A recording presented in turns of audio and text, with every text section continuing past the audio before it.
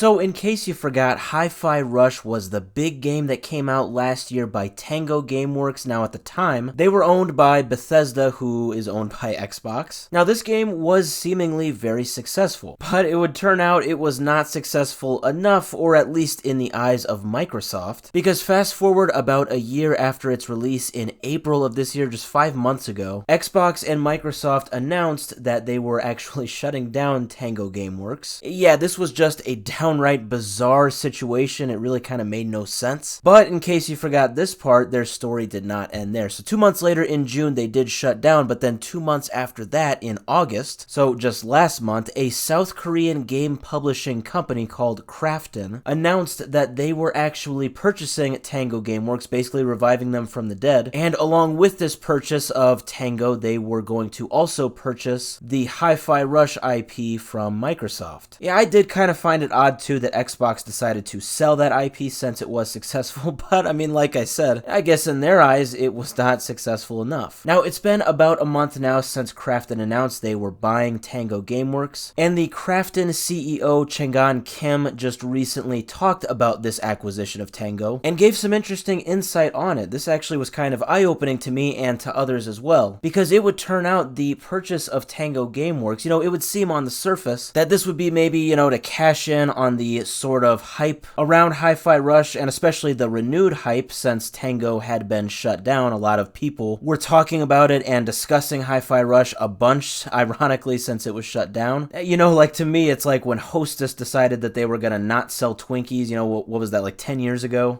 Ironically, if you remember, a lot of people wanted to then buy Twinkies, and, I'm sure the stock probably went through the roof. And then like 2 days later, it was, revived from the dead. So to me, I figured that Krafton wanted to just purchase Tango to quickly pump out Hi-Fi Rush 2 to get kind of a quick cash grab based off of the, recent spotlight, recent exposure that Hi-Fi Rush has had. It was very odd that I had to use a Twinkies metaphor there to get to that point. But yeah, it actually turns out, so the Krafton CEO actually said that this is kind of the exact opposite. They are actually expecting to not make any money from Hi-Fi Rush 2. So he said, quote, "We don't think Hi-Fi Rush 2 is going to make us money, to be frank." He said, "But this is about our commitment to challenge taking." Essentially, Krafton, it sounds like they are thinking more about the long term. They want to build their portfolio of IPs, and with Hi-Fi Rush, that certainly helps, but that is just one IP. And if you didn't know, Hi-Fi Rush was the only IP, actually, that Krafton was able to keep from Tango Gameworks. So like the Evil Within, for example, and Ghostwire Tokyo, those are all IPs that are still owned by Microsoft. So, it's about building their portfolio of IPs for Krafton, but it's also more about building a diverse portfolio of developers. They basically talked about how it's definitely a bit of a complicated and risky process of kind of investing in these developers, but the CEO Changhan Kim basically said that they have a lot of faith in Tango Gameworks. They see a ton of potential in them, and so ultimately they felt that it was in their best interest, and definitely just what they wanted to do, to purchase Tango, bring them back from the dead, let them be the creatives that they are, and probably build some more IPs along the way. I'm sure they will actually make a Hi-Fi Rush 2, probably soon at some point, but clearly this is not all that Krafton sees. I think this is a very good quality for Krafton to have, just seeing the long term, not the short term. With Tango Gameworks being a very good developer, I think their long term is probably a very good thing. I think their future is definitely bright.